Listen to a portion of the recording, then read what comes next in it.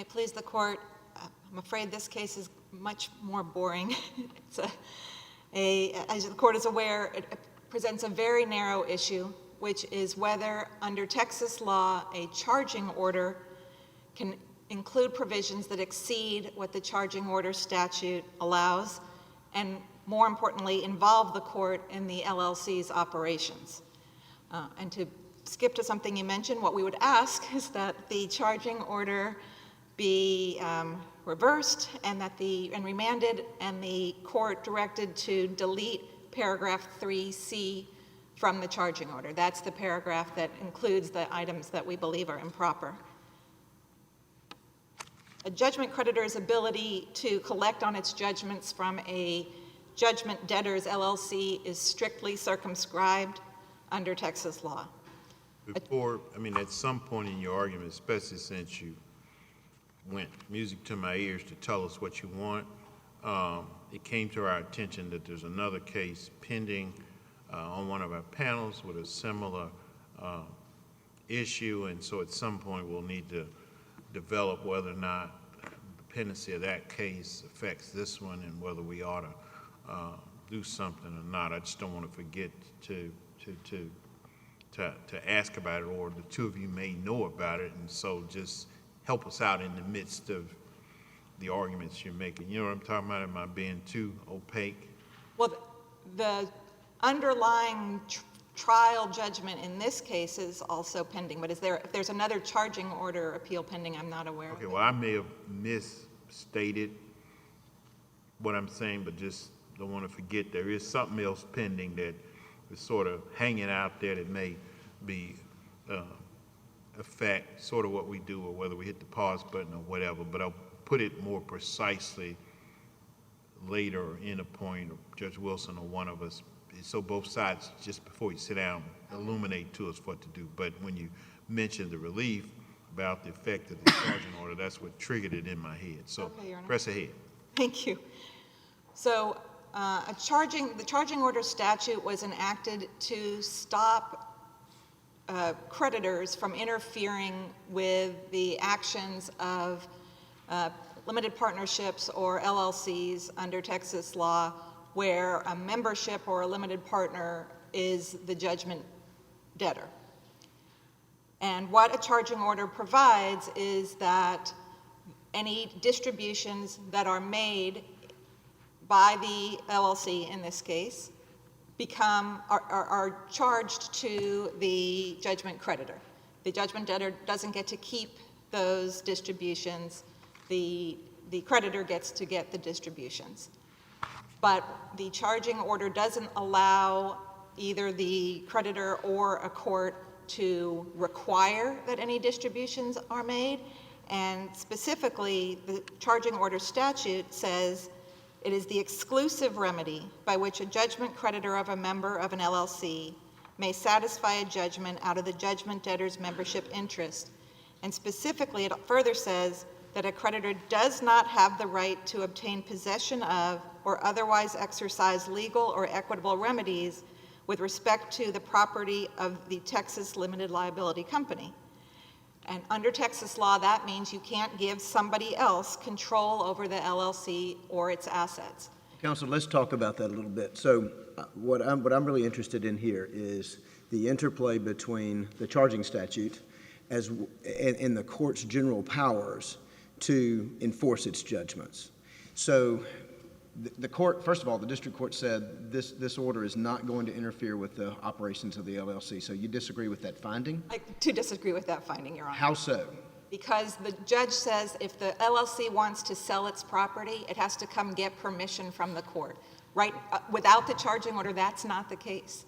And but there's only one property in this LLC. Right now. And it's a building. Correct. Right? So basically what the charging statute gets to is a member's interest in the LLC, any distributions that would come, rent, paying things, day-to-day operations, those kinds of things. So what the court said here, though, was you can't transfer the assets, you can't do anything, encumber them, otherwise otherwise basically move the assets away from this LLC. So how is that? I'm struggling, I guess, with the idea that maybe these are not inconsistent commands. The charging statute says the member interest, any distributions she gets, are going to come to the judgment creditor, right? Correct. That's perfectly fine. Why can't the court also say, a single member LLC, you can't basically move this property away from this LLC into the next one, in light of the history that we have here, as part of its ability to enjoin this member, the judgment debtor, from doing things to cause the LLC to do that? Is there a distinction there? Yes, because Texas law says you can't, because this isn't an injunction, this is a charging order. And the court enjoined the judgment debtor from taking actions to cause the LLC to do things. Maybe if they had brought an injunction, requested an injunction, but probably, possibly not, because under Texas law, You got Texas Supreme Court, Court of Appeals cases, that go both ways, right? there are Texas Court of Appeals cases that allow, under certain circumstances that we don't have here, turnover and injunction and receivership language related to a turnover. We don't have anything from the Texas Supreme Court, and this is not a turnover, this is not an injunction, this is a charging order. And charging orders can only do two things. They place the lien and they say those distributions, if you choose to make them, go to the debtor.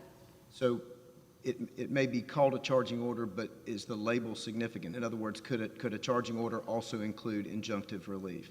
No, the charging order is a creature of statute. It has to follow the statute exactly. Could the court have entered a separate order with the injunctive relief directed to the judgment debtor, prescribing the actions she could take as a member of the LLC, or cause the LLC to take as the only member of the LLC? I don't think so, because the specific law governs over a court's general powers. That's something that the Texas appellate courts have said, is that when in here, like with a charging order, or I think it's mostly a turnover that comes up more often in the cases, but that when the statute is narrow and says exactly what can happen with respect to a creditor's interest in an LLC, then you can't go and find a different power to do something broader than that, because that subsumes the limitations in the charging order.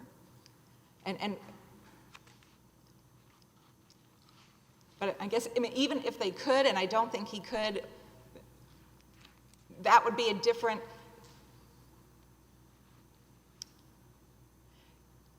selling the building doesn't hurt the creditors, because as long as the cash, she could sell the building and buy a different building. And actually, it's the LLC. The LLC could sell the building and buy a different building. The LLC... Well, you just got at what I'm getting at. It's really the LLC, yes, but she's the only member, so she does what she wants to do. Isn't that correct? That is correct, and Texas law is clear that there are some states where the fact that it's a single-member LLC would be relevant, and in Texas law, it's clear that that's not the case. It's not relevant that it's a single-member LLC, because the statute is not limited to cases where there are other members or other limited partners in the limited partner statute. How does getting court approval before selling the building or buying a new building, transactions that don't happen overnight, how is that interfering with the LLC's day-to-day business? Well, for one thing, it costs them money. They have to hire a lawyer. They have to go to court. Things like that sometimes do happen overnight in the current market, not so much with commercial real estate, but I'm familiar with people whose houses are selling overnight that way. And it's not just the selling the property. The other element is that LLC needs court permission to transfer any funds to a third party unless in the ordinary course of business. And what does that mean? She has to run the risk, the LLC has to run the risk of deciding what the court might have meant by outside the ordinary course of business. She would be subject to the allegation that her transfer was fraudulent. This court has made very clear that there were fraudulent transfers alleged and the jury found not related to this limited liability company. It was related to other limited liability companies. And this court has made clear that... My suggestion to you is that she would, I assume, would be a transfer, if you leave it where it is in terms of the constraints upon her, that is, that she's not there's not a prohibition against her transfer. But then, under the general principles of fraudulent transfer, she could not make that transfer without facing an allegation that it's fraudulent. So she can't transfer, that's the third piece of it, that she can't transfer her interest in the LLC? So if she transfers it, someone may challenge it, that as a transfer, a fraudulent transfer. Correct. So again, there are three aspects of that paragraph 3C that we don't like. One is that she can't, You've maintained that position, that this is not a problem because she would always be subject to the allegation of fraudulent transfers if she makes a transfer. right. As to that third piece of it, where she needs court permission to transfer her interest in the LLC, if she transferred it without receiving reasonably equivalent value, she would be subject to suit for fraudulent transfer. If she transfers it for reasonably equivalent value, there is no harm to the creditor. The creditor, in fact, it might be better for the creditor because it might be something that the creditor could then attach or execute judgment on. There's no harm inherent to the creditor if she transfers it, as long as she gets reasonably equivalent value. And again, if she doesn't get reasonably equivalent value, then they sue her for fraudulent transfer. They're not opposed to suing her. This is the second time they've sued her. But going back to in the ordinary course of business, it's not, well, I guess going back to your question about what the harm is. So the harm is having to hire an attorney and cause the attorney to go to court, which right now, well, without the charging order, they wouldn't have to do. So that's an expense to them. And there's the delay, not just for selling or transferring the building, but transferring any funds to a third party outside the ordinary course of business. If they've never fixed the roof before, is it outside the ordinary course of business to fix the roof now because that hasn't been in the ordinary course of business before?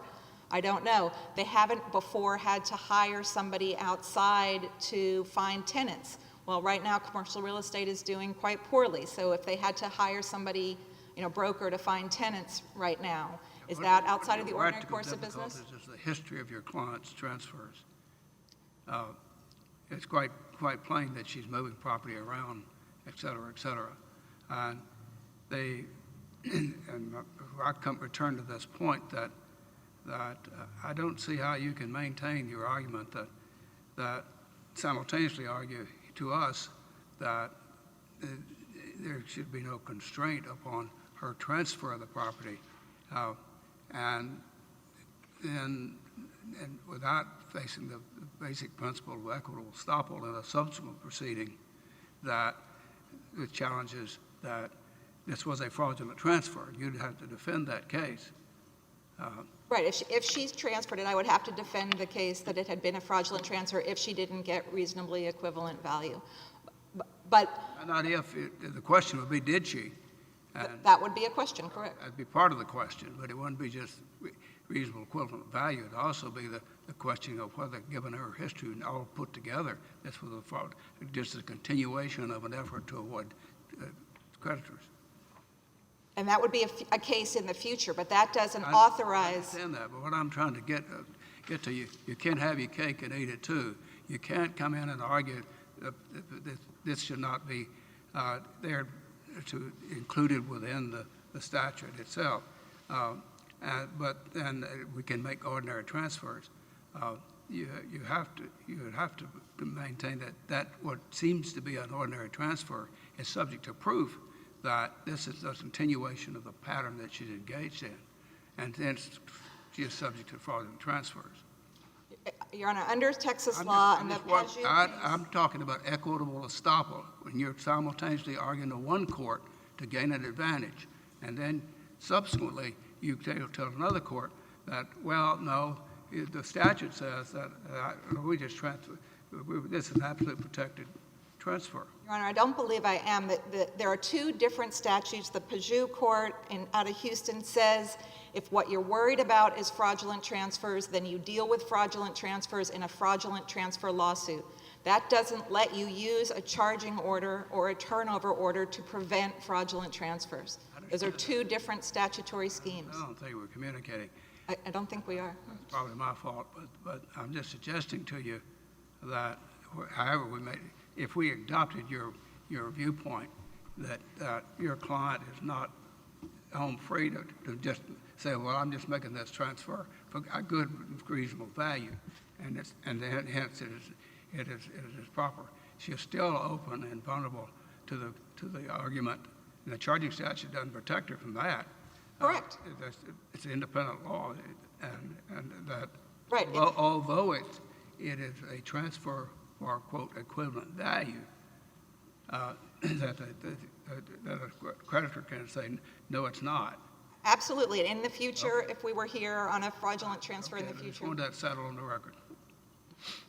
Judge Stewart, may I ask a couple quick questions? I know counsel's out of time. I'd just like your thoughts on a couple things.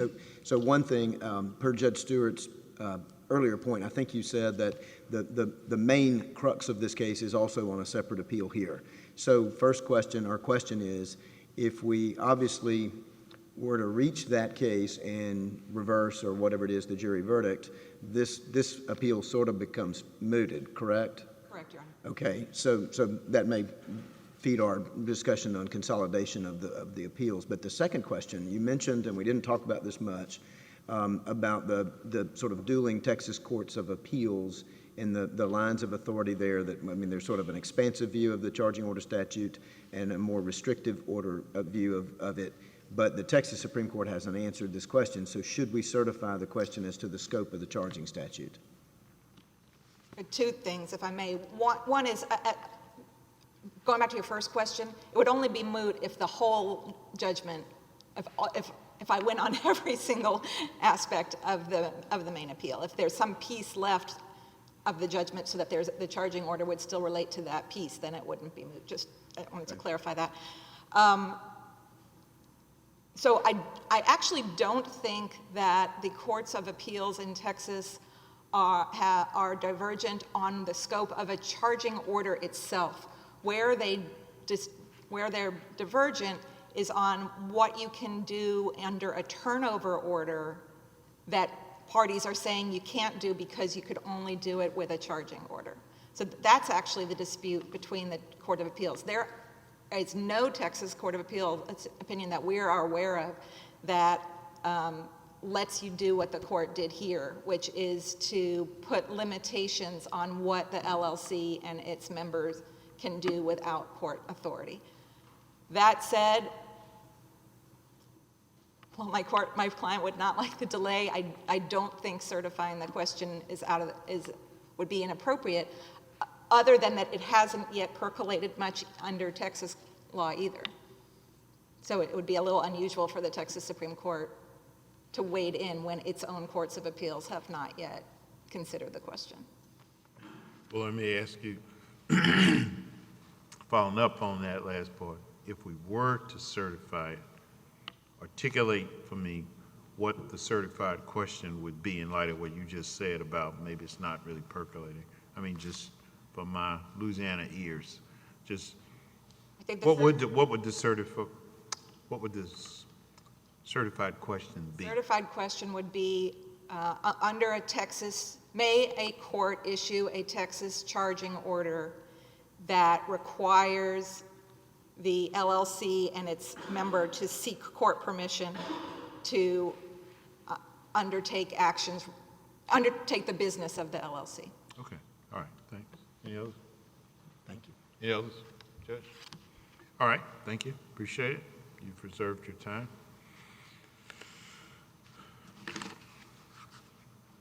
All right, Mr. Richards. Thank you, Your Honor. May it please the court to address a couple of the questions that were raised. The appeal on the merits is currently set for oral argument on July 6th, I believe, and therefore that is proceeding in parallel. It was delayed due to the briefing schedule that we encountered for the motion for judgment as a matter of law in the trial court, and that's why this appeal got here before that one did. We had suggested to Ms. Hyman that we might consolidate those, and that invitation was declined. We would certainly invite the court to sua sponte consolidate the appeal on the merits with this appeal if you see that's appropriate. All right, so you're, you're counsel in the other case as well? Yes, Your Honor. I represent Johnny Thomas, the bankruptcy trustee, and Carolyn Piercy, the widow of Jay Piercy, who was the plaintiff in the lawsuit that started this back in 2010. We had trial. This is somewhat, for me, a Bleak House Dickens case, since I've been on it now for nearly 15 years. Okay, well, I'm still on the preliminaries, because, I mean, as I read it and it's percolated, I was trying to think through the sua sponte consolidation of the case, since that hadn't been asked for before, but you opined, you know, that was sort of the client, not sort of, but, you know, respect for the client, and I'm trying to work my way through if we, administratively stayed our case and awaited, you know, the full blown of the other case, so that whenever that one, you know, came out, it may answer the question we have, or make it moot, or whatever, or alternatively, us consolidating it, which then puts the other panel with this whole ball of wax and so forth. Anyway, those are just brainwaves for me in terms of ministerially deal with them at this, since we've got this. If we had gotten this consolidation piece, you know, some weeks ago, then we sort of worked through that and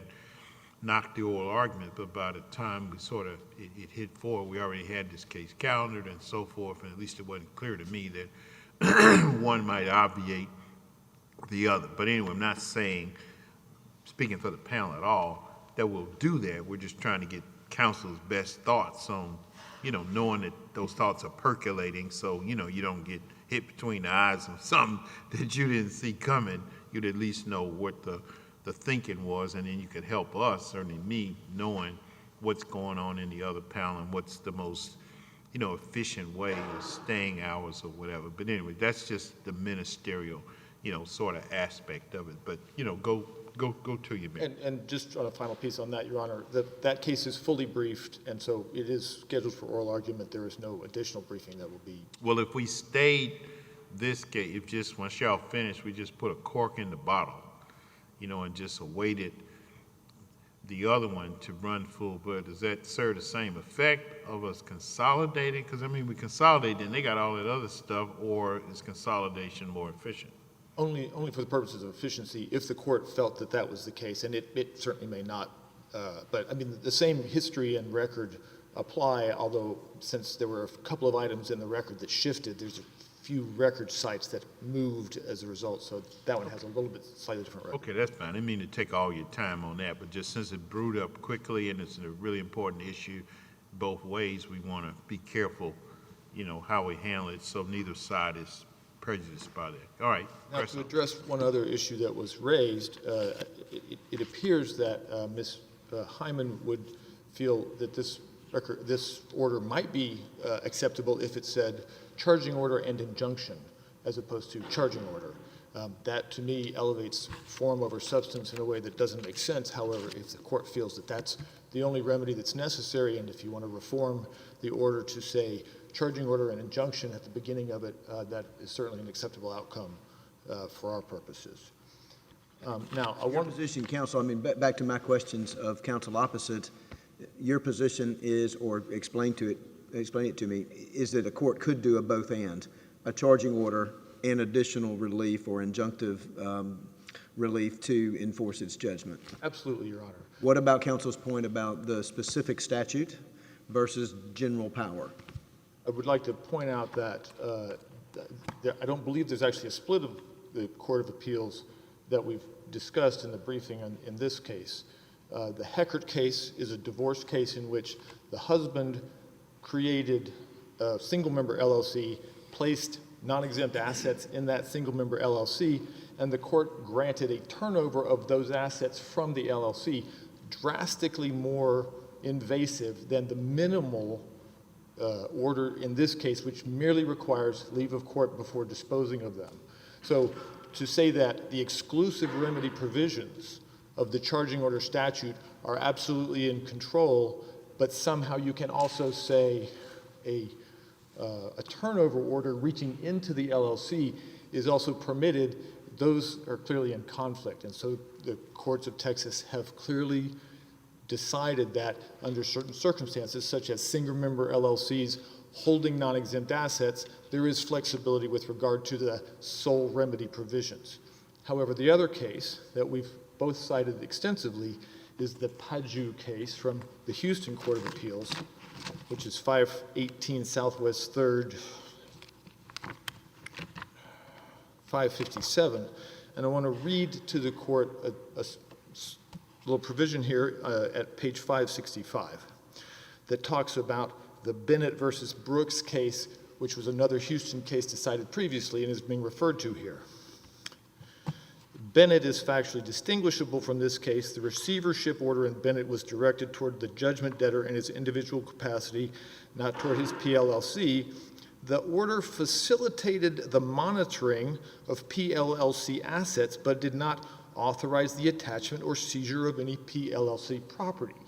That is what this order does, is it doesn't seize that asset, that building. It facilitates the monitoring so that if Ms. Hughes decides she wants to sell her building and then transfer the proceeds to a Cayman Islands limited company, the court might ask a question about that. And that's the monitoring that is authorized under the Bennett case and the Paju case. And is it an appropriate level of additional relief to prevent the dissipation of assets?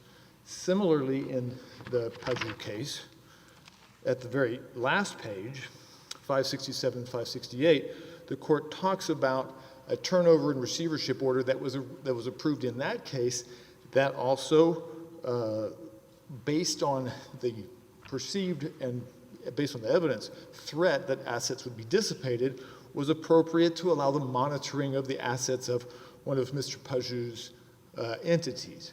And so under this court, Paju's interpretation of the LLC statute, that level of monitoring is permitted within the statute itself. In addition, as Judge Wilson is asking, the injunctive relief provisions of Texas Rule of Appellate Procedure 24 and the court's general power to enforce its judgments permits the injunction to prohibit the dissipation of assets. Counsel, one question about that. 24.2D in the rules allows injunctive relief against the judgment debtor. That's Mrs. Hughes. But the order includes MG & Sons LLC. So you would agree, I guess, that the order as to the LLC itself would be beyond the scope of that rule, right? Maybe technically beyond the rule itself, but I believe there's also in the... Well, maybe technically, how do we get the LLC that's not a party to the litigation involved in the order that the court issued? I believe the answer to that question, Your Honor, can be answered this way. You heard counsel say she can sell her building. Where is MG & Sons in this case? They didn't file an affidavit. That company didn't file an affidavit saying this interferes with our ability to run our business. They did not appear in the trial court and say this is interfering with my business. They didn't appear in this court. They don't even appear on the list of interested parties in appellant's brief. But do they have to? I mean, they're a separate LLC. I mean, I understand a single-member LLC, we're dealing to some extent with a fiction in every case because it's a single-member LLC. But the law is pretty clear, I think, generally, that we respect those entities. They have limitations on liability and the member is protected, those kinds of things. So the fiction is one that's entertained by law. I don't know that they have to appear here in order to somehow contest something that seems to me to be beyond Rule 24.2. Well, to finish my thought and then to get back to that, if you don't mind. You haven't brought up piercing the corporate veil or company veil kind of claim against MG & Sons, have you? Not at this stage of the proceedings, and if we do, that would clearly have to be another Future proceeding. case. However, clearly Ms. Hughes treats this as her personal property, the LLC as her personal property, and the business and the asset as her personal property. We're simply pointing out that the court should take her at her own conduct and treat it the same way. If that company had a conflict with Ms. Hughes and had its own counsel and was here arguing on its behalf, or the other partners who don't exist, that would be a different thing. But it's clear that she treats it as her own personal property And I don't believe the court should be concerned overly with the treating it the same way she treats it. However, I agree that the strict provisions of 24.2, Trap Rule 24.2 say the judgment debtor. I believe that the court's equitable powers and powers to enforce its judgment go beyond that. The case that I cited for this purpose under state law, I'll have to find the site to it, is the, I apologize.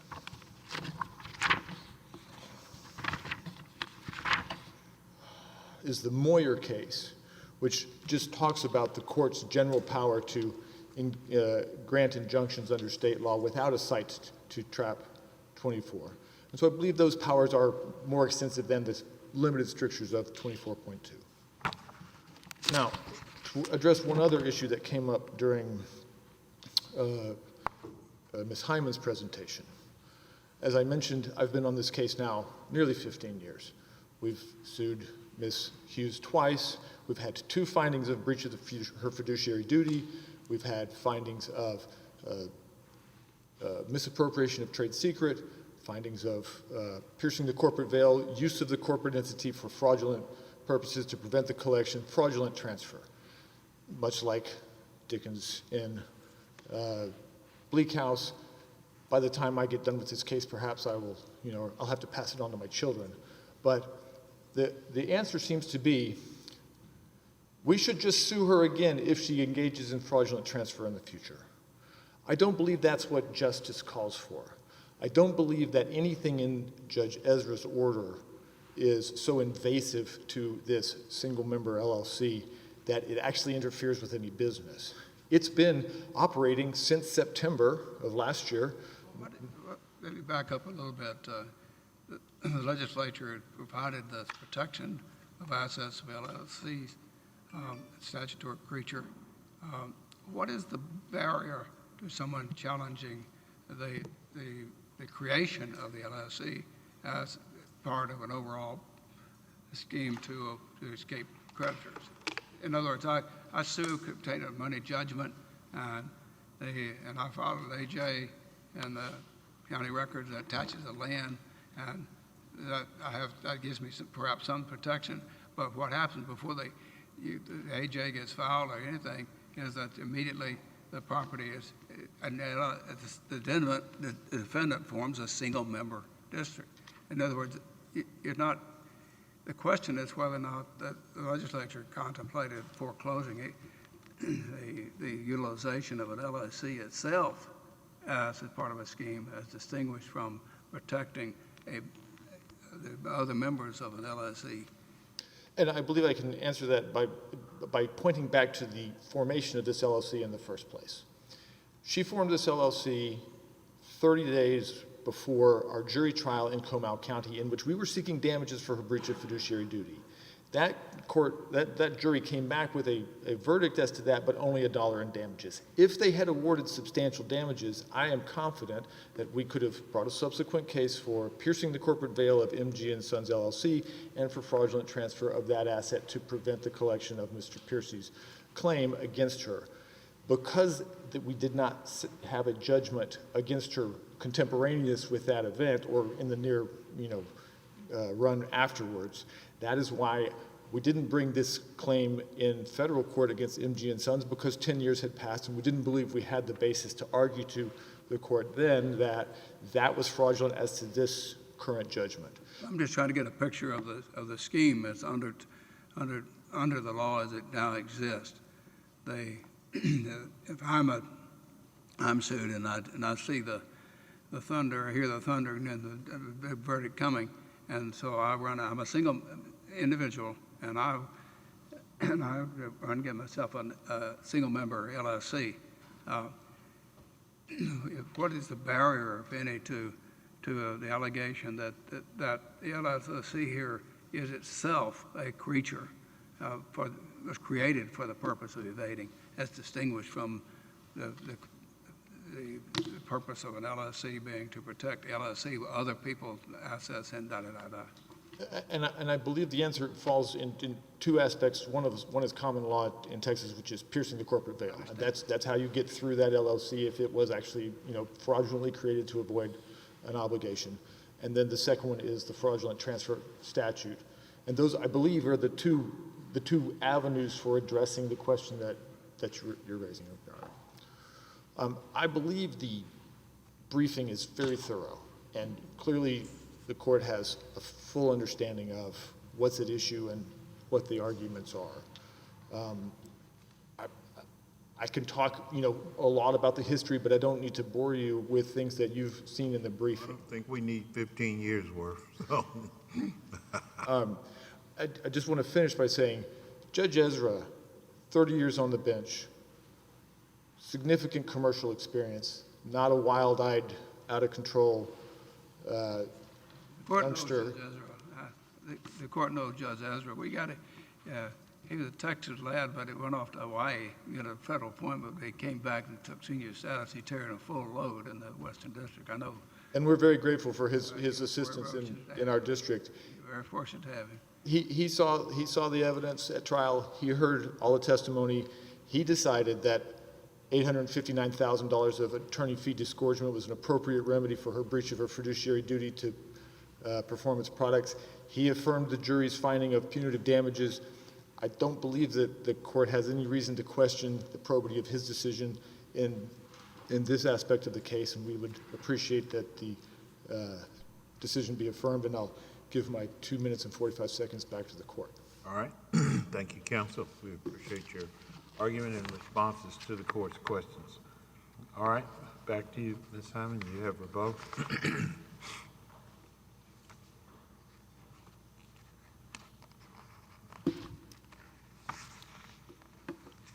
The reason we declined consolidation when it was proposed is exactly this, that our issue in this case is very narrow. The other case is a case on the merits. There was a trial on the merits, and Judge Ezra found that my client was a very, very bad lady.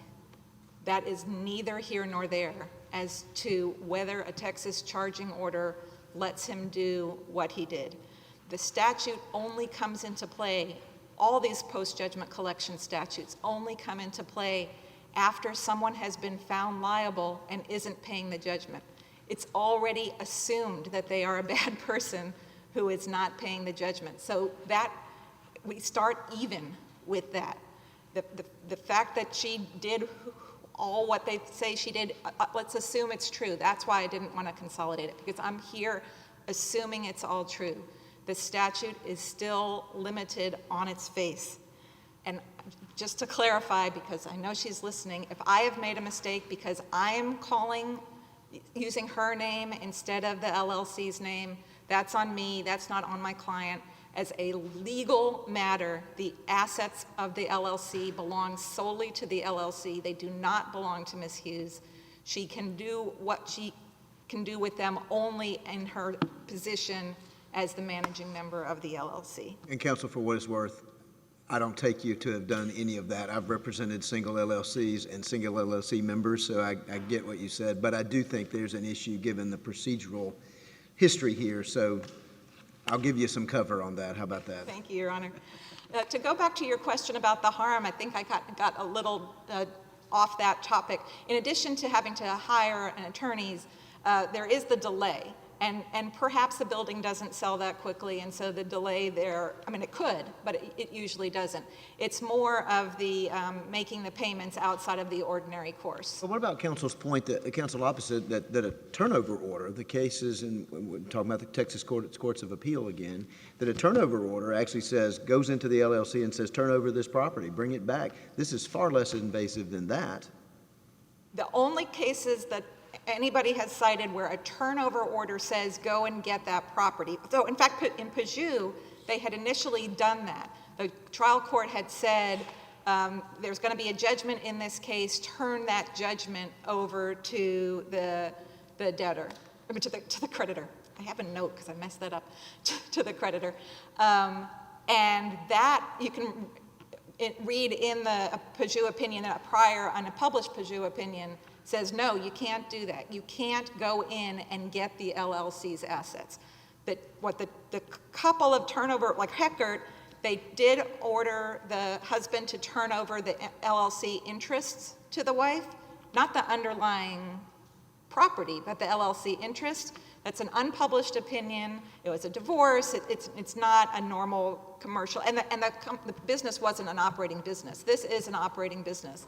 It owns a building. The building has tenants. It's doing all its normal commercial real estate kind of stuff. And Pajou, the case that he mentioned that is mentioned in Pajou Bennett, was also unpublished, and it was a receivership order, not a charging order. So I'm not aware of a case where it says you have to come to the court to get permission to do the LLC's business. There's the receivership and turnover cases he's talking about are you have to let us know what you're doing, but not that you have to come to court and get permission. And this is not a turnover, and this is not a receivership. Ask you a hypothetical. Suppose you had a bank president that was skimming $1 million or so, and finally, after many years, it was uncovered. And what he does is has transferred this into a single person LLC, and he's indicted criminally. And under the criminal sentencing, either that you get turnover orders, a restitution is ordered. Can this violate the state law of turnovers? And is there a barrier to, can you get protection in those situations with LLC? I don't know the answer to that question. That would be outside the scope of, it's not a judgment creditor in that case. Well, This charge. He formed basically he was skimming and the proceeds, putting the proceeds in a single member LLC. Right, and what you're asking. Now the government said you have to get a charging order. That's what the state statute says. But what if it's a criminal? What if it's not just civil liability? It's an order of restitution. Does that matter? I mean, you have a picture of somebody, visual picture of somebody jumping on his horse, having robbed the bank, and run down to the corral that's surrounded by the statute and toss the money in there and say, "Oh, you can't get it." I don't know if there's something in the penal code that would change that, or if it's a federal crime because it's a bank, in the federal criminal statutes. Conceptually, what you have to concede is that there are certain levels of misconduct then that the statute doesn't insulate you from. But the charging statute doesn't say that. There are potential aspects of conduct that are not addressed by this statute because this statute is not about criminal restitution. This statute is about collecting a civil judgment. Only a civil judgment. Correct. Okay, well, suppose the guy's not indicted, but the bank sues him to get the money back. Then the bank has to bring a fraudulent transfer or piercing the corporate veil. The bank is the litigant, but the federal government has put him in prison. But the bank has to bring a fraudulent transfer or piercing the corporate veil lawsuit to set aside the formation of the LLC. And All right. can I quickly answer your question about the procedural aspect? That presupposes then that if a person has a long history of evading collections and does so for the purpose of evading creditors, then you still think that doesn't matter because of the statute. That's what piercing the corporate veil and fraudulent transfer law is about. All right. You wanted to, yeah, go ahead. I just want to clarify what the protections are. Yes, Your Honor. If the court is inclined to do something based on the fact that the merits are pending oral argument in July, I would agree that holding this opinion to see if there's still a judgment left after that makes sense. All right. Thank you. Appreciate it, counsel, your briefing and your arguments and answering the court's questions. Before we call up the third and fourth cases, the panel will stand in about a 10-minute recess, and then we'll be right back to take up the last two cases.